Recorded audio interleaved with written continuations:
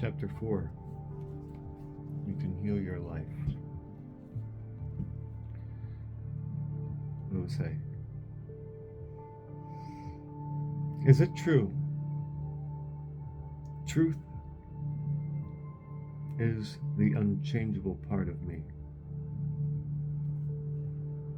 The question, is it true or real, has two answers, yes and no. It is true if you believe it to be true. It is not true if you believe it isn't true. The glass is both half full and half empty, depending on how you look at it. There is literally billions of thoughts we can choose to think. Most of us choose to think the same kinds of thoughts our parents used to think. But we don't have to continue to do this. There is no law written that says we can only think in one way. Whatever I choose to believe becomes true for me. Whatever you choose to believe becomes true for you. Our thoughts can only be totally different. Our lives and experiences are totally different. Examine your thoughts. Whatever we believe becomes true for us. If you have a sudden financial disaster, then on some level, you may believe you are unworthy of being comfortable with money. Or you believe in burdens and debt.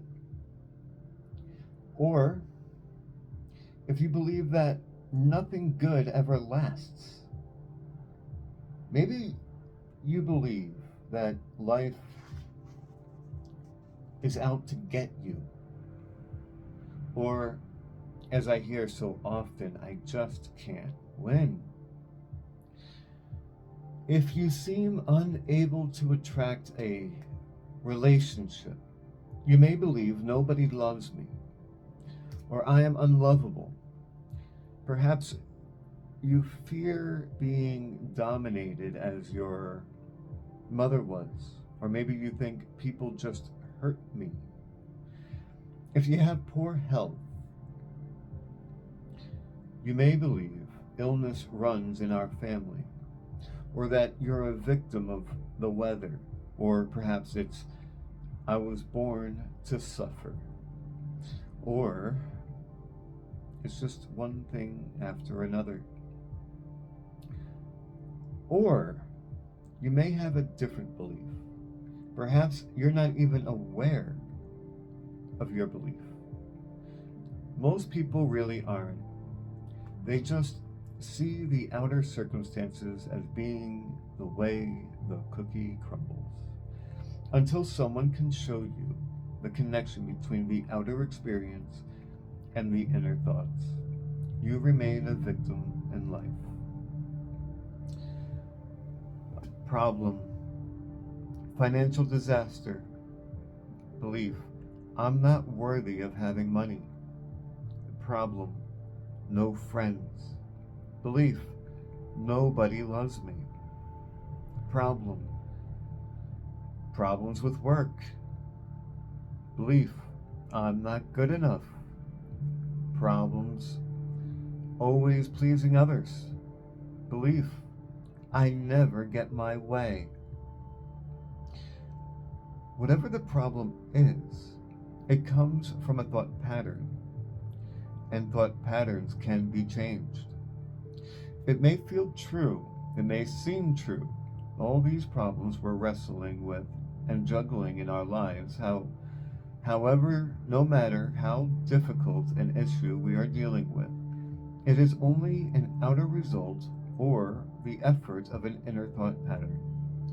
If you don't know what thoughts are creating your problems, you're in the right place, because this book is designed to help you find out. Look at the problems in your life. Ask yourself, what kinds of thoughts am I having that creates this? If you allow yourself to sit quietly and ask this question, Your inner intelligence will show you the answer. It's only a belief you learned as a child. Some of the things we believe are positive and nourishing. These thoughts serve us well all of our lives, such as look both ways before you cross the street. Other thoughts are very useful at the beginning, but as we grow older, they are no longer appropriate. Don't trust strangers may be good advice for a small child, but for an adult, to continue this belief will only create isolation and loneliness. Why do we seldom sit down and ask ourselves, is that really true?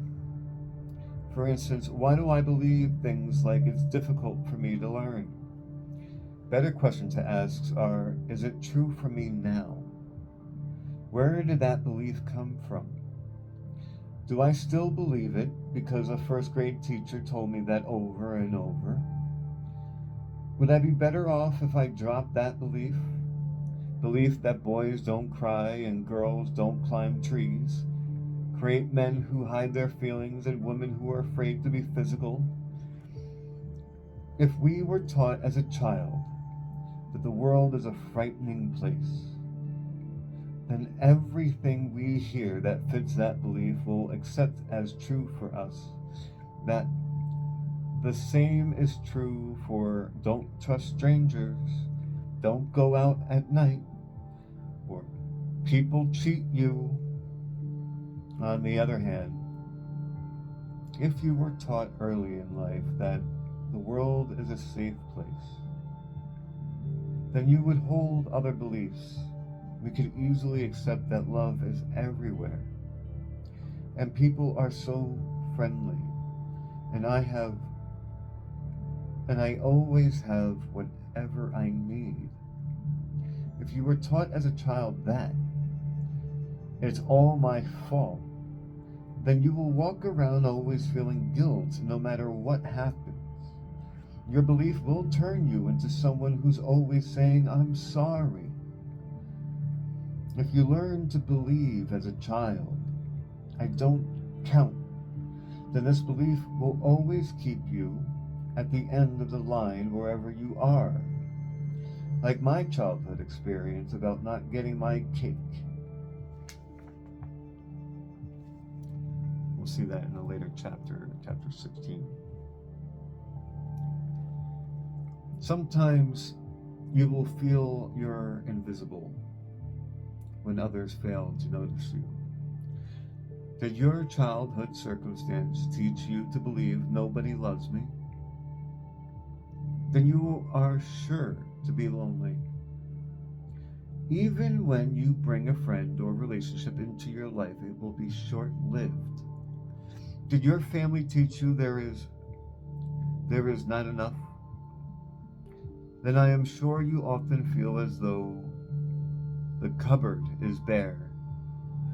Or you find you just get by, or are always in debt. I had a client who had been brought up in the household where they believed everything was wrong and could only get worse. His main joy in life was playing tennis, and then he hurt his knee. He went to every doctor he could, and it only got worse. Finally, he could not play at all. Another person had been brought up as a preacher's son, and as a child he was taught that everybody else came first. The preacher's family always came last. Today, he is wonderful at helping his clients get the best deal, yet he's usually in debt.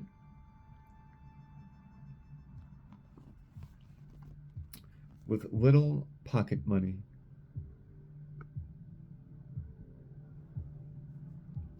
His belief still makes him last in line. If you believe it, it seems true. How often have we said, that's the way I am, or that's the way it is. Those specific words are really saying that that's what we believe to be true for us. Usually, what we believe is only someone else's opinion we have incorporated into our belief systems. No doubt it fits right in with all other things we believe. Are you one of the many people who will get up in the morning, see that it's raining, and say, "Oh, what a lousy day"? It's not a lousy day. It's only a wet day. If we wear the appropriate clothing and change our attitude, we can have a lot of rainy day fun. If it really is our belief that rainy days are lousy days, then we will always greet rain with a sinking heart. We will fight the day rather than flow with what is happening in the moment. If we want a joyous life, we must think joyous thoughts. If we want a prosperous life, we must think prosperous thoughts. If we want a loving life, we must think loving thoughts. Whatever we send out mentally or verbally will come back to us in like form. Each moment is a new beginning. I repeat, the point of power is always in the present moment. You are never stuck. This is where the changes take place, right here and right now, in our own minds. It doesn't matter how long we've had a negative pattern, or an illness, or a poor relationship, or lack of finances, or self-hatred. We can begin to make a shift today. Your problem no longer needs to be the truth for you. It can now fade back to the nothingness from whence it came. You can do it. Remember, you are the only person who thinks in your mind. You are the power and authority in your world.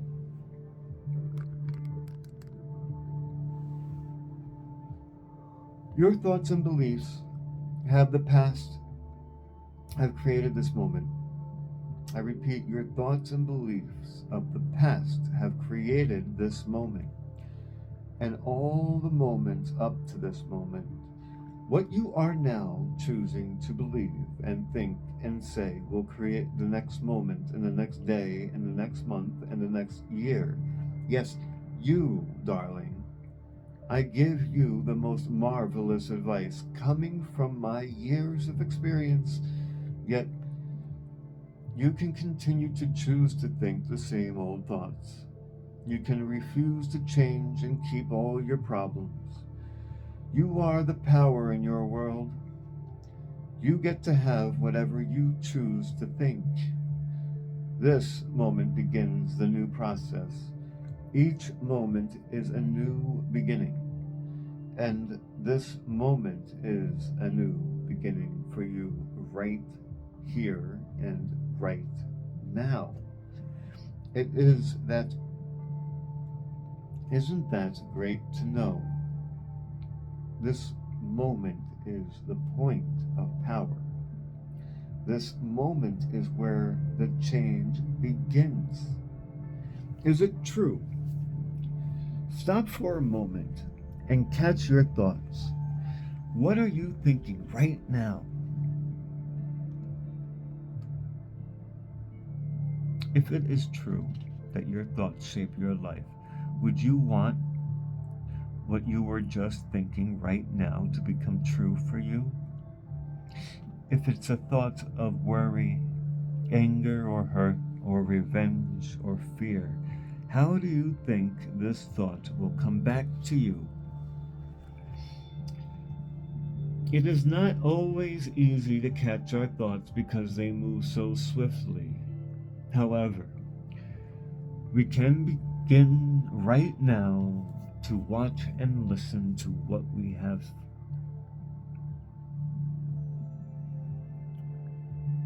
say. If you hear yourself expressing negative words of any sort, stop in mid-sentence. Either rephrase the sentence or just drop it. You could even say it out.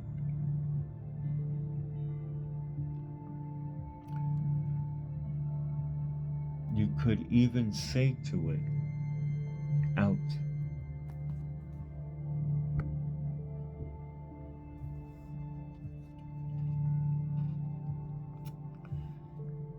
Imagine yourself in line at a cafeteria, or perhaps a buffet, in a luxurious hotel, where instead of dishes of food, there were dishes of thoughts. You get to choose any of and all the thoughts you wish. These thoughts will create your future experience. Now, if you choose thoughts that will create problems and pain, that's rather foolish. It's like choosing foods that will always make you ill. We may do this once or twice, but as soon as we learn which foods upset our bodies, we stay away from them. It's the same with thoughts. Let us stay away from thoughts that create problems and pain.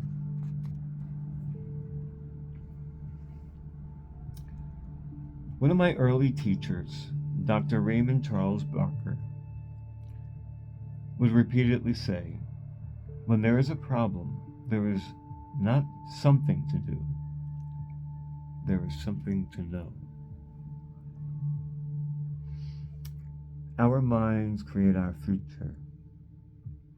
When we have something in our present that is undesirable, then we must use our minds to change the situation. And we can begin to change it this very second. It is my deep desire that the topic, how your thoughts work, would be the very first subject taught in school. I have never understood the importance of having children memorize battle dates. It seems like such a waste of mental energy. Instead, we should teach them important subjects such as how the mind works, how to handle finances, how to invest money for your financial security, how to be a parent, how to create good relationships, and how to create and maintain self-esteem and self-worth. Can you imagine what a whole generation of adults would be like if they had been taught these subjects in school along with their regular curriculum? Think how these truths would manifest. We would have happy people who feel good about themselves. We would have people who are comfortable financially and who are enrich the economy by investing their money wisely. They would have good relationships with everyone and would be comfortable with the role of parenthood, and then go on to create another generation of children who feel good about themselves. Yet, within all of this, each person would remain an individual expressing his or her own creativity. There is no time to waste. Let's continue with our work. In the affinity of life where I am, all is perfect and complete. I no longer choose to believe in old limitations and lack.